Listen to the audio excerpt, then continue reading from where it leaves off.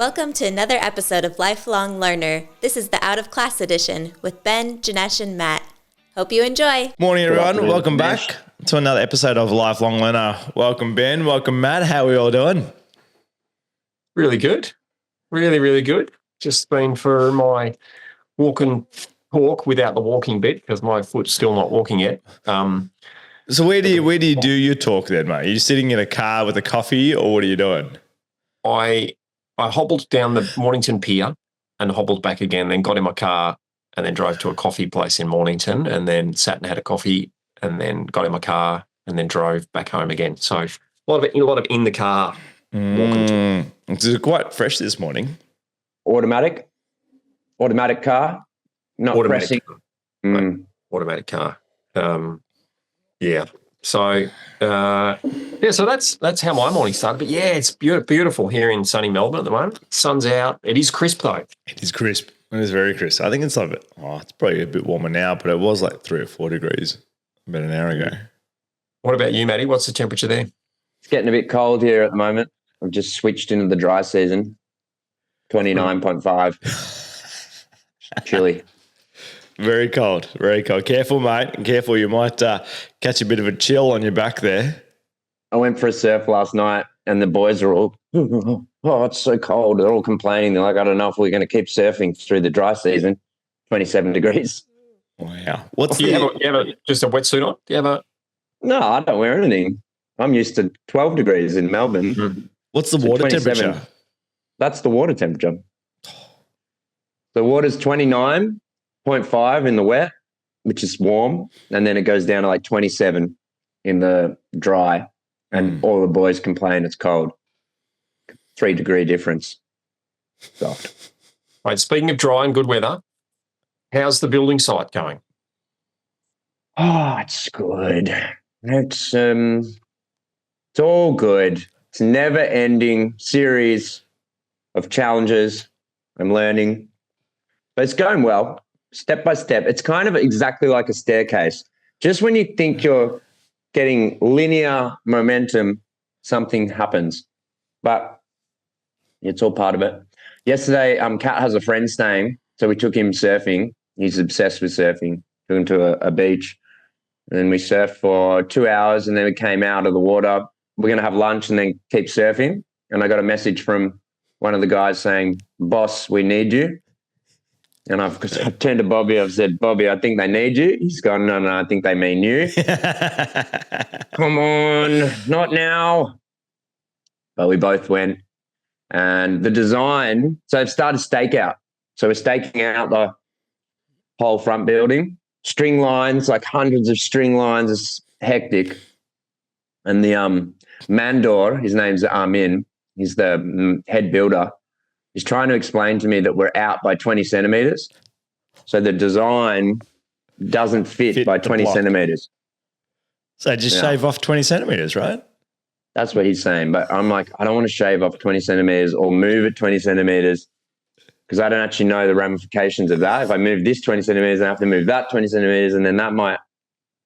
So you should get like a drafty or someone to actually draw the plans up and put them on the site so that everyone knows the measurements. That's what they're doing now. It's exactly what they're doing now. But I got one team to design the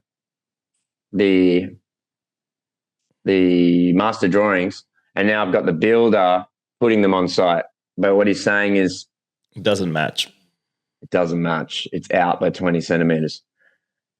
But I managed to get onto the accountant. I managed to get onto the design team, and then I just put them together on the phone and say, sort your shit out. Sort your shit out. And so they're... It worries me that they're using centimetres too. Because builders usually use... I'd normally say 200 mil. I say 800 and they all go, what? It's not. No, that's too much. And I'm like, dude, I know that's the lingo. It's 800. It's 200. It's not. They're happy to have a... You know how there's a few mil give or take. They're going to go a few centimetres give or take. Yeah. It's called wabi-sabi, lads. It's the imperfection in imperfection. The imperfection in imperfection. Perfection of imperfection. Can you say that as well to them when you pay the bill? This is No, the imperfection. That's why of the perfection. That's why I keep saying 800. I'm in millimeters. Like, no, let's contain this down to tiny fuck ups. Yeah. But Wow. the step by step, it's funny because I'm a bit of a perfectionist in my own kind of life, and that's been a challenge forever. Is just managing that, like your own expectations and wanting to do a really good job, but also knowing when to let go, and not hounding people for a millimeter at the expense of your relationships, right? Like, but you can hound them for a this. centimeter. That's 10 millimeters. Yeah, right. It's just I'm learning when to push, when to let go, when to turn up to site with gifts, when to fucking be a hard ass and go, nah, come on, get back in there. Mate, so I got $1 million question for you, man. I hope it's not $1 million question. When is it going to be bookable? When will it be bookable? It'll be bookable.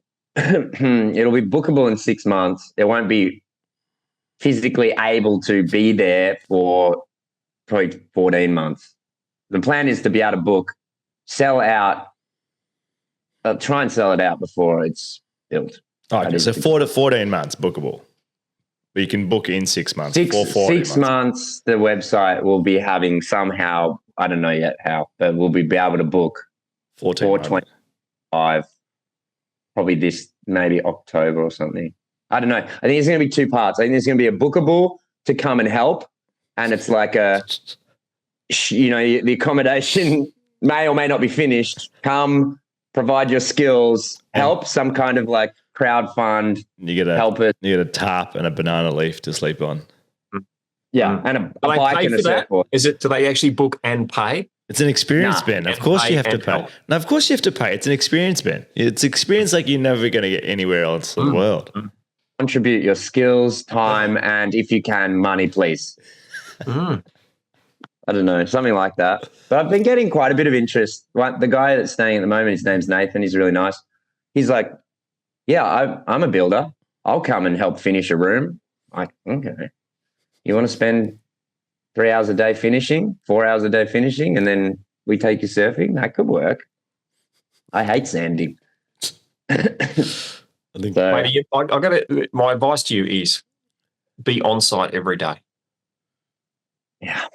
Every day. First thing in the morning, meet, have tea or whatever you do first thing with the boys. Walk around site. Any questions, guys? Are we clear? This is where that building is going. Yes, good. Every day. My old business partner and a builder, he said, mate, every day, meet on site. Tell them what they need to do. Ask them to repeat back to you what you just told them. And then everyone's happy. It's a great advice. Every time I haven't been there, something's gone wrong. Also, don't speak Bahasa and they don't understand. So the repeat back is challenging, but I am deep within the learnings of Bahasa. I have 340 words now. None of which I can... Mate, use some tech, mate. Google Translate. It's not that fucking good, Janesh. Like, it's what I'm doing, but I need to fucking be able to speak. I really do. It's so hard when you can't speak. Use ChatGPT. That's got the new language tool. Yeah. Yeah. What is the language? What do you call it?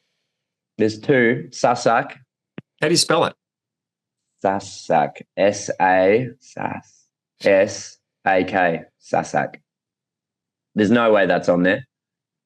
But Bahasa, Indonesia that's the the language that links all of Indonesia. And I'm using Duolingo, and it's got AI in it.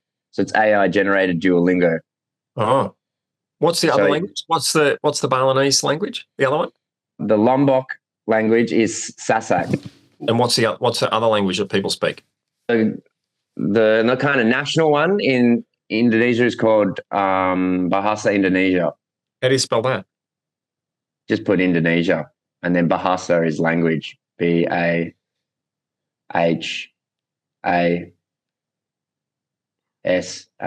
Bahasa. Mate. Yeah, he can do Indonesian.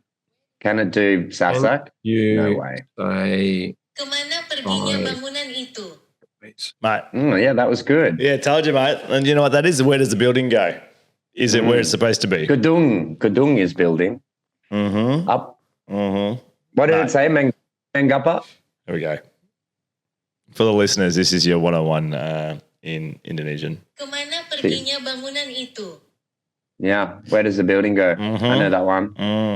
You feel like you've asked that question, or that question's been asked a lot of you. Where does the building go, boss? Yeah. 20 centimeters ish to the right.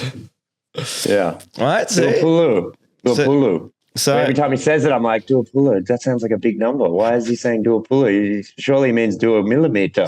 Where's the millimeters in this? Go get Duolingo. What the fuck? Where's millimeter? This is wrong. Anyway, right. I'll send you some pictures because what's really cool now is that we got the foundations all the way around, and now we've got the wooden grid for the whole front building in the hostel. So you can actually walk through the floor plan. You got to duck string lines, but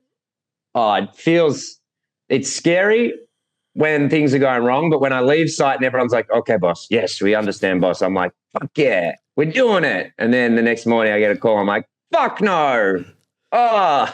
There's constantly highs and lows. Just got to be there for morning Like brief, a roller mate. coaster, but a staircase, mate. Yeah. And I'm getting better at whatever. Nothing's a problem. It's fine. With a bit of communication, we'll fix it. Whatever. But yeah, Mate, good stuff, man. It's exciting. yeah, it's exciting. Very exciting. How about you, lads? What's happening? Ben, saw Paul, Janesh, free dress. Free dress, yeah, mate. I actually had a before you guys came in, I had a hoodie on, and I was like, oh, that looks actually too casual. It looks like pajamas, but it's not pajamas. But no, it is a free dress, mate. It's not fucking school. Fucking casual clothes day.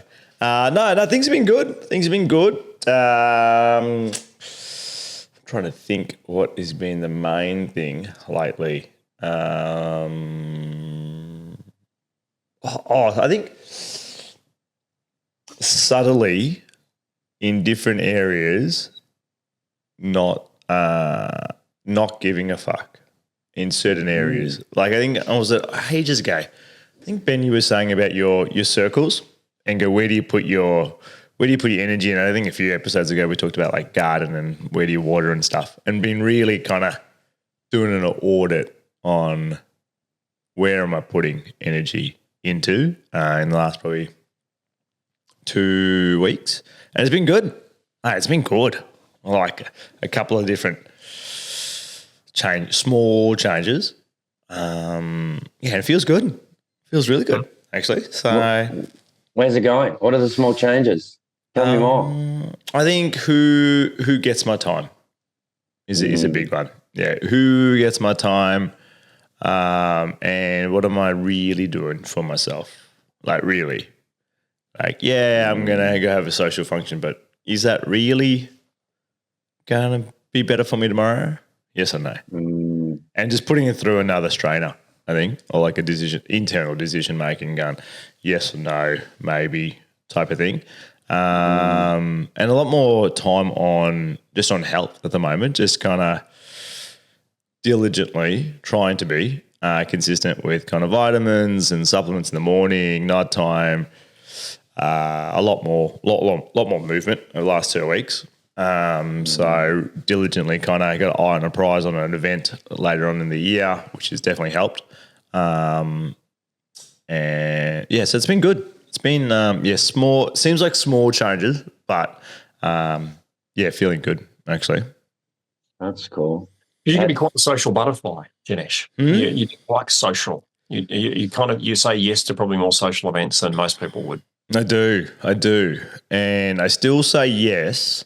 The last 2 weeks still said yes, but it's been a lot more no's.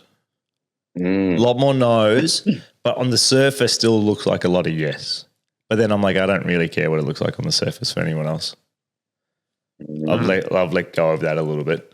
Don't get me wrong. Like last week was great. We had a night out with couple of friends on a Friday, which was nice. But then on Saturday, Sunday, it was like we're in family. It's like it's soccer time. Like it's this is the season at the moment where every weekend's got some sort of soccer on. So, which is great, which I definitely enjoy, and yeah, definitely changing the decision making. Yeah, which is good. Didn't think it would know. And who gets my time? Who do I say yes to? And I think there's a few people or groups that I would say yes to, but then I'm like, why am I saying yes to? Now I'm like, oh no. Or something comes in, I go, oh look, put me down as a maybe, but I don't really know. I'll tell you the morning of. If that's too late, then sorry, put me as a no.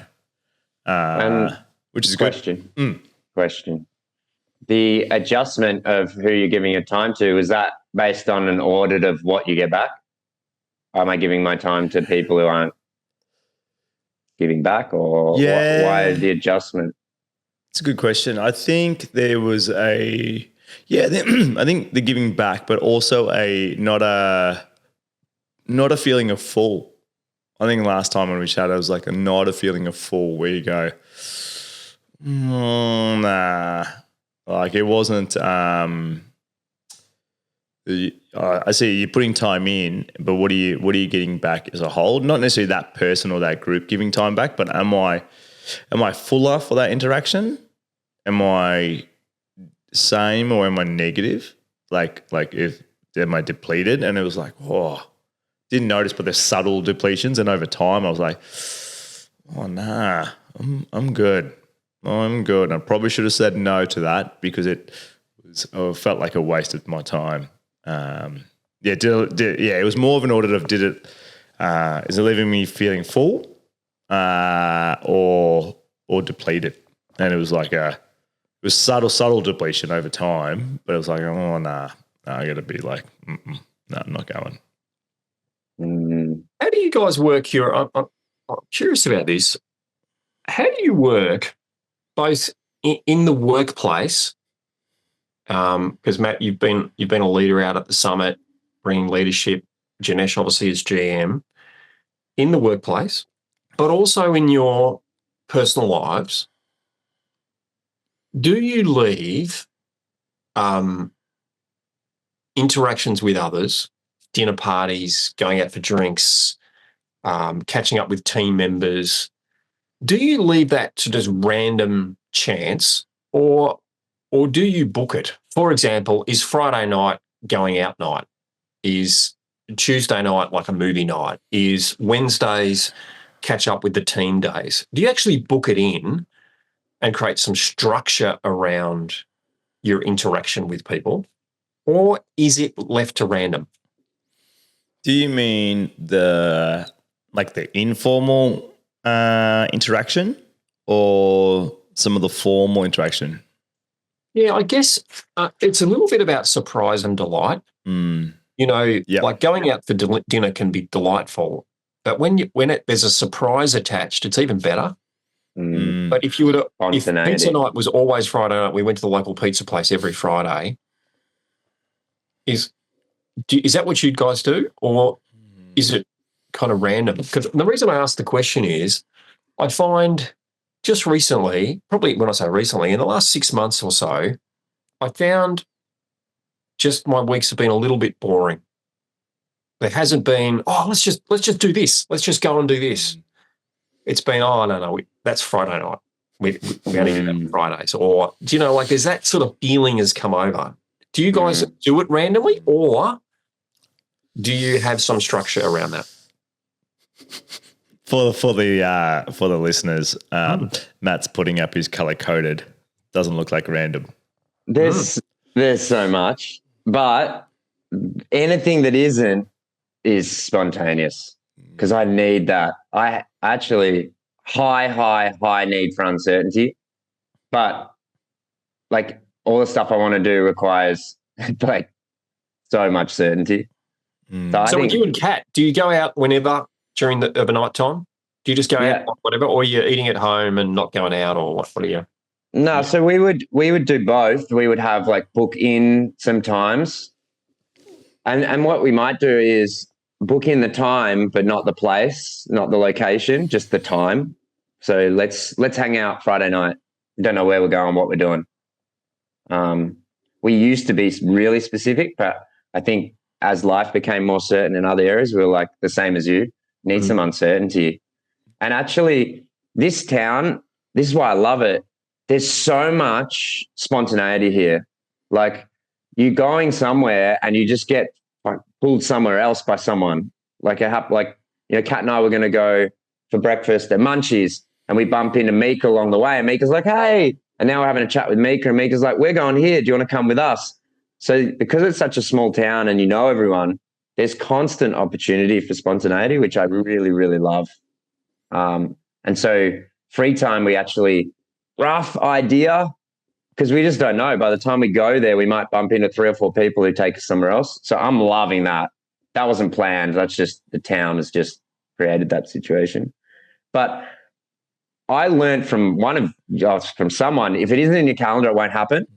So I grappled with that, exactly as you're saying, Ben, between having certainty that things are going to happen, but not too much certainty that takes away the excitement. And so, yeah, book it in, but don't book exactly what it is, was the happy medium for me. It's like, I know I'm doing something. Friday afternoon is free, no work. We're playing. I want to go surfing, but we might climb a mountain. And that's really cool, not knowing. That helps. What about you? I would say it's interesting. I think outside of work, it's not a set thing. Say Friday night might be takeout night, but like say during the week, it might be on the way home. It's like, hey, what do you feel like for dinner? You know what? I'm actually going to pick something up on the way home. So it's not set, but there's probably, again, because we got 2 young kids, with the weekends, there's probably more flex in terms of Friday through Sunday, probably more flex to do stuff in and around activities. But it's not it's interesting. I think for me, it's to double-edged. So, for example, what do we Wednesday? Tomorrow, like the afternoon was kind of had not much planned, but then yesterday someone else called and said, hey, look, do you want to do a late lunch and then do a meeting on blah, blah, blah? I'm like, yep, sure, done, sorted. And that was good because then I was like, oh, great. It's, again, out of the blue. It's great. Then we're all going to the same event in the afternoon. Perfect. But at the same time, work interaction point, I haven't done it in a while, but I used to have on a weekly schedule on, do I see everyone? Now, I see the people who report to me. That's already happening. But everyone else, do I see them? Right? And I had to tick them off, and I had to schedule. For them, it's surprise and delight. But for me, it was like, all right, I need to get around to 70 people. This is not happening by chance.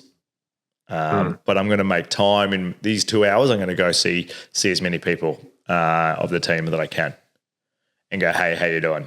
But then my end of my week, I need to hit all of them, right? So for them, it's surprise and delight. But for me, it was like, I had to put that in. Otherwise, it wouldn't happen because then I go, because then it's like, then you see 30, but then the other 40 is like, didn't see Janesh all week. So it's interesting. It's like surprise and delight on the other end, but then surprise and delight for it's scheduled to be able to have surprise and delight. But at the same time, say, for example, the weekend, like Sundays are like a free day, is like that's like, well, we'll see what happens.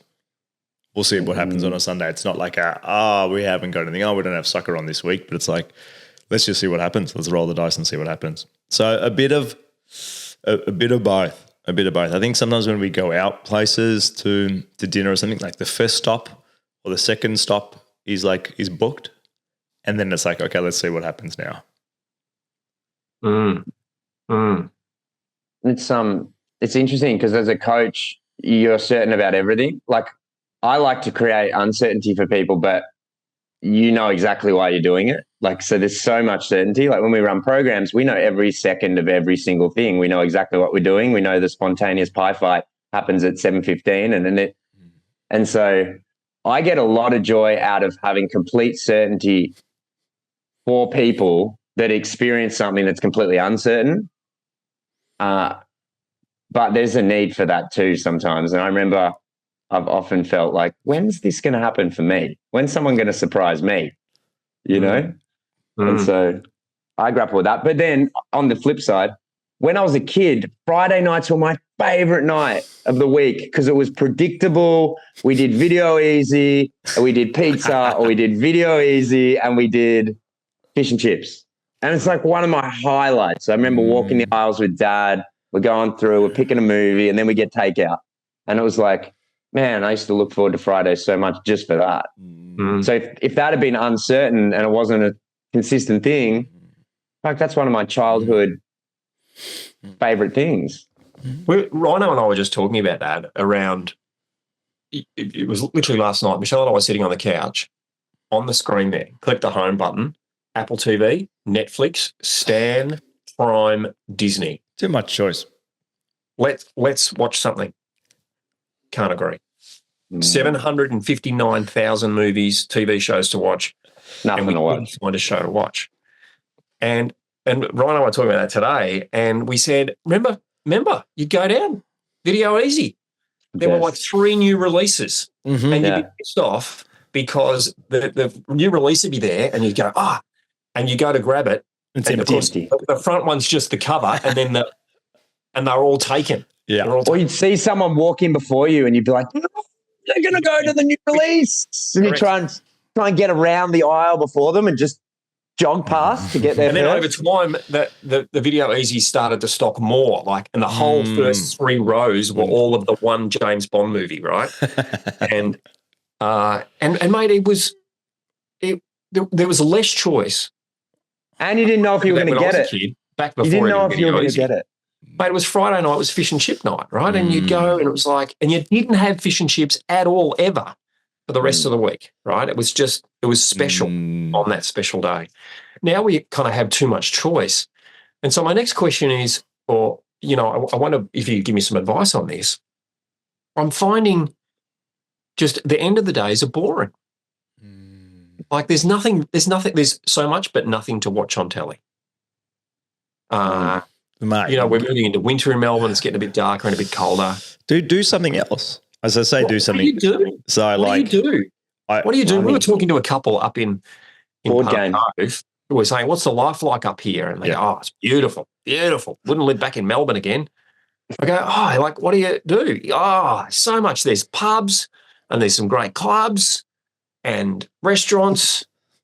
And apart from eating and drinking, what else do you do? What else? What is there to do? And it's Catan, Benny. Catan. Fat out with the family. You guys are competitive. You will lose it for Catan. Have you played Catan? It's a board game. Oh, it's a board game. It's like Monopoly, but better. Yeah, well, so it's only Michelle and I at home most of the week. Mate, get a puzzle, mate. Get a 10,000 piece puzzle. Yeah, but he doesn't want to paint. I don't do puzzles. He wants to do something interesting. So what do you do if you don't go? If you're not going out to eat or drink? Yeah, interesting. So June, we go to Sunset here. We just go to Sunset. Go to Sunset. That's cool. That's a thing. And do what? Sit on a hill. Have a Stare picnic. at it. Hold hands. Mate, our Sunset here at the moment is like 5:15. It's good. Yeah. So it's a very anticlimactic go to Sunset. So Probably cold. What do you do? What do we do? We go out to eat. We play cards. We play games. I love games. I love board games. But Kat and I will play cards together, which is fun. Rummy. We read together. Since I stopped drinking, it's changed. What else do we do? What do you do, Janesh? Well, I try and think of other things I can do. The listeners are all like, that's all he does. Yeah, no, we do. Cards and reads books. Yeah, Sounds fun, Matt. It's a great suggestion. I've got say when I'm at home, it is during the week. It's a kid routine, right? It's a kid routine. Put him to bed, blah blah, and then it's like where Keisha's the night owl and I'm the early to bed, right? Like, but then vice versa, I'm up earlier, and she'll like to sleep in. So it's interesting. It's sometimes it's like we'll watch something, and then probably the last couple of weeks it hasn't been like I'll read. I'm not really into it. I'm trying to be because I got given it, but okay. So I got given this 42,000 piece Lego, right? It's of a Bugatti, and I thought, this would be good to start with Keisha. Nah. I had a certain way of doing it, but then Here are the instructions. No, Surely, I was actually, no, I need to follow. And the case like, well, let me skip ahead and do this. And I'm like, no, because I got a feeling if you skip ahead and do that, it's going to fuck it up. So don't. So then, but I pulled that out the other day actually. And that was like kind of, I was just kind of doing that for like 2 hours. But the thing is at the moment, it doesn't even look like a fucking car. And it's already taken 6 hours. And I'm like, all right. And then I put it down. I'm like, all right, I'll get to that sometime. So, So we've got playing cards, reading books, reading Lego. doing a bit of Lego. We do skating. Like, so Friday nights we skate. There's a big skate bowl and people drinking around.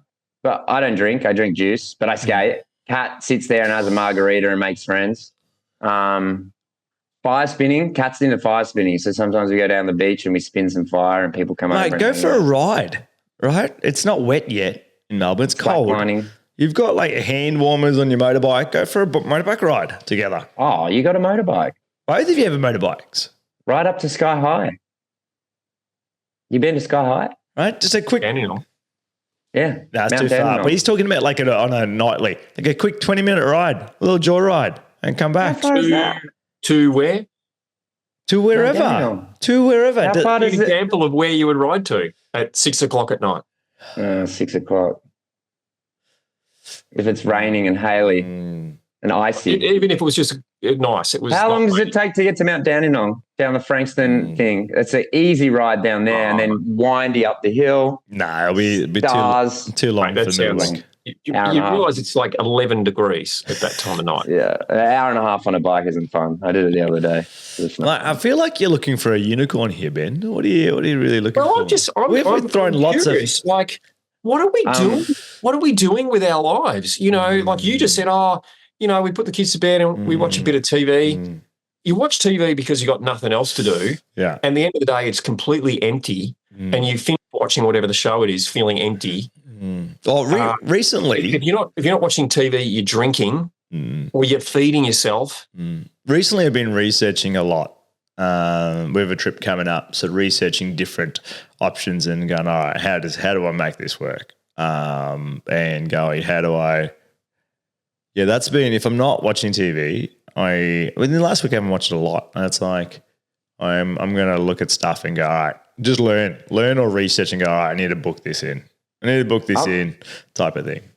I'm trying to think of fun things for you, Ben. Like right now, I'm looking at technical drawings at night, trying to work out what the fuck a cross member is and a column, and fuck, I don't have time to watch movies anymore. I'm hearing a lot of do things separately, build my own Lego set, read my own book. Do a puzzle together. Do a Lego together, mate. I turn on some Barry White, and you know what I mean. There's 10 minutes for you, Benny. 10, 4 and a half. 4 minutes at tops.